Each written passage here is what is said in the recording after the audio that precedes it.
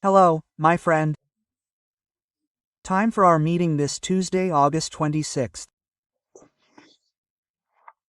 In 1978, I went to Germany to cover a visit by President Garcia for the Jornal do Brasil newspaper.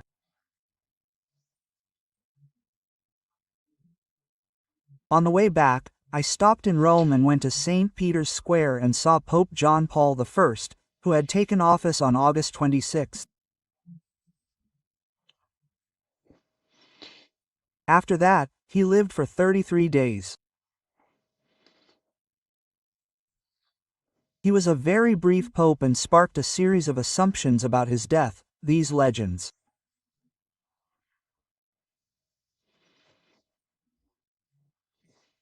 Then came John Paul I. Remember to subscribe and at the end to like or dislike. So, let's get to today's conversation.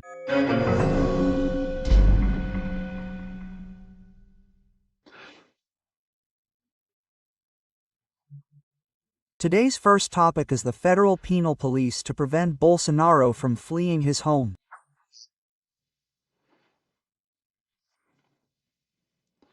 It sounds like a joke, but it's not.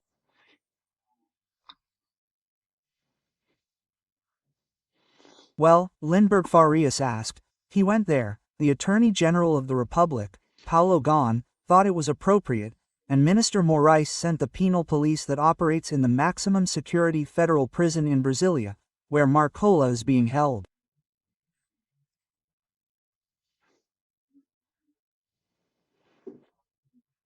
Dino brought Marcola from Porto Velho to Brasília for added security. Bolsonaro lives in a gated community, in an area commonly called Jardim Botânico. The gated community already has security regulations, but now he can be there in civilian clothes, in uniform, with the necessary weapons, okay? Okay, everything detailed. The penal police, apparently, will be there, infiltrated to prevent Bolsonaro's escape.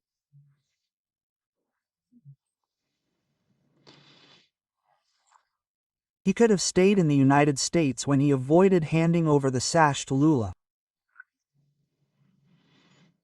He could have left whenever he wanted.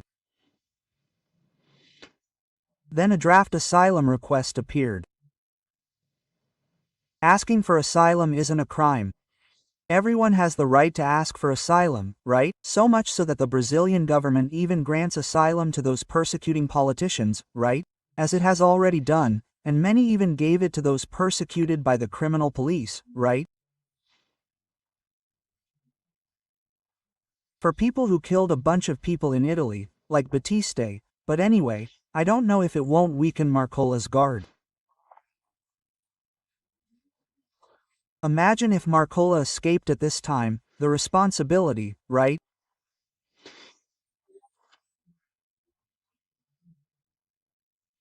I think Bolsonaro did deserve better security, because, after all, the house where Bolsonaro's ex-wife, the mother of his 3 children, and his former in-law's life was invaded by bandits in Resende, right?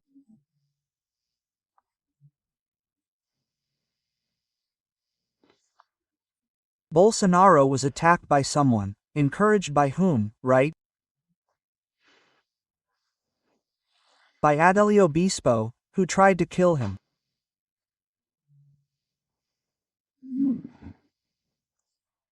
So, his life is also in danger, at risk, right?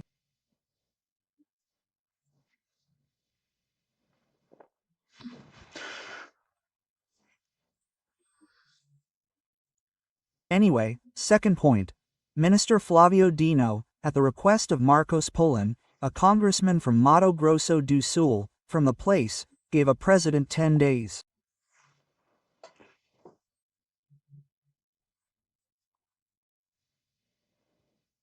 Flavio Dino is not a president with power. He gave the Speaker of the House 10 days.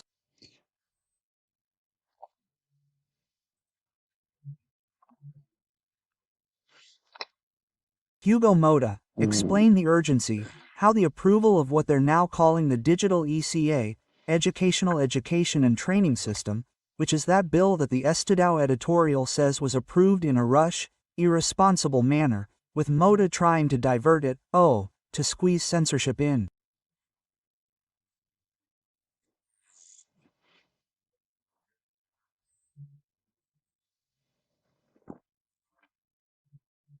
The bill that's now in the Senate is in the Senate's hands, right? It was rushed, it was populist, as the Estadão editorial says, right? Yeah, but a president with power will have to explain to the Supreme Court justice.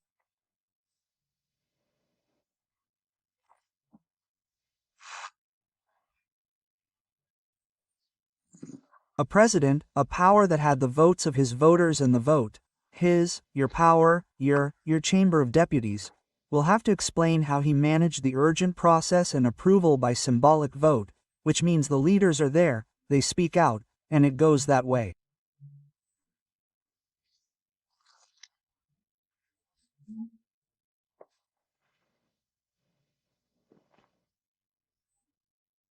It has merit, yes, but there's this strange thing, right, about independent powers, which must be harmonious and have checks and balances. The Senate is zero weight, right? The Senate is zero weight with the presidents it has, who thwart any attempt at correction by the other branch. As stated in the Constitution, it's a power that the Senate has.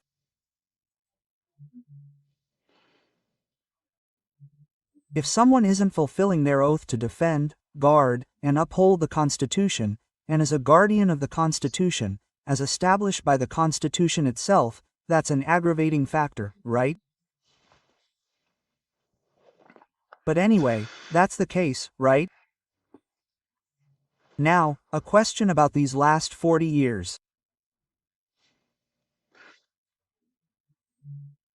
Why have we allowed TV programs to eroticize children, adultify children, to use the term?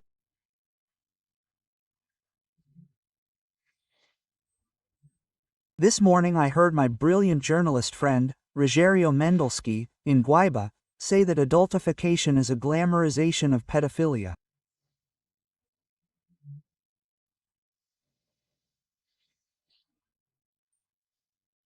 In my article that's coming out in this Wednesday's newspapers, I talk about a euphemism for pedophilia, right? We watched. When Demers reported it, we watched. When Antonia Fontanelli reported it, we watched. We only mobilized because Felka gave us a chance to seize it and censor it. In fact, it's an incredible censorship where censorship, which is prohibited by the Constitution, is outsourced and privatized, handing over to the big techs, right? The decision. Well, this project at least states that the interested party or the public prosecutor's office should prevent the removal of acts of pedophilia or similar, right?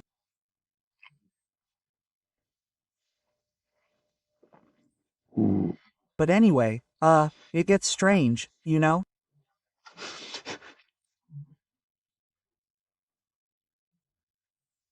I keep thinking, right, the situation there with the 10 days for, the Speaker of the House Hugo Moda, it seems like, let's say, in an elementary school where the janitor gives the boy 3 days to return or compensate the school for the window he broke by kicking a ball, right?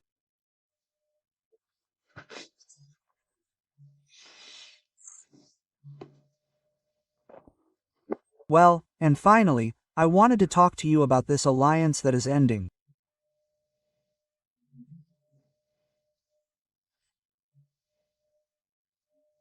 Brazil has a cultural commitment to the West.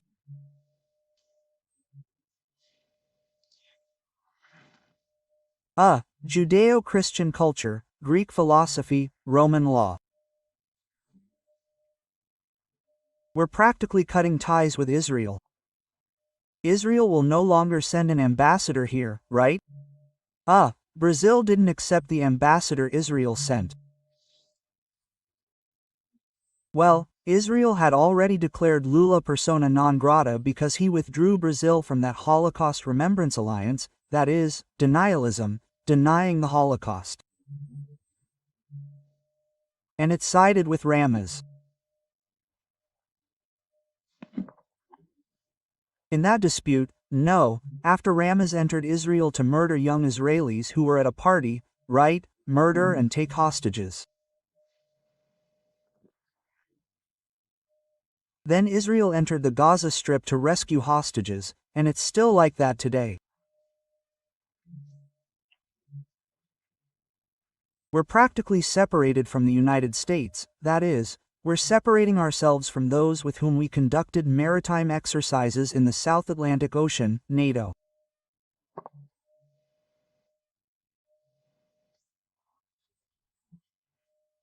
Do you know how many British islands form a rosary around Brazil? And that's why the Brazilian Navy exercises with the British Navy, with NATO ships. 8. Ascension, St. Helena, Fallons, South Georges, South Sandwich Islands, Tristan da Cunha. I'm forgetting 2 more. Goncalo Alvarez, South Orkney.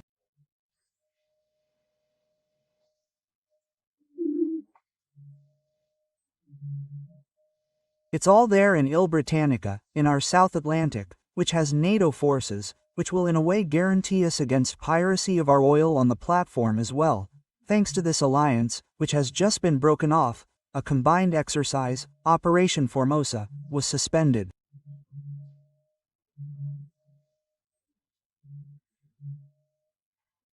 I showed the plane leaving here. It's from Brasília, right? And then, folks, it makes me sad at a time like this. Lula shows up at a ministerial meeting, like today, everyone wearing little blue riding hoods with the following motto. It seems like it was written by Councilor Ocasio, Brazil belongs to the Brazilians.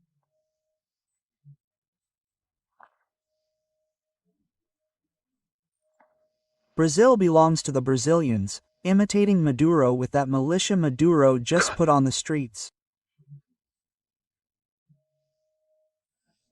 My God, an army of Branco Leone. And we copy that in a ministerial meeting of Little Blue Riding Hood. Lula's Little Blue Riding Hoods, Brancolon's hats, Maduro's. My God. Yes, Professor Raimundo's school was less laughable than Brasília, Alexandre Garcia.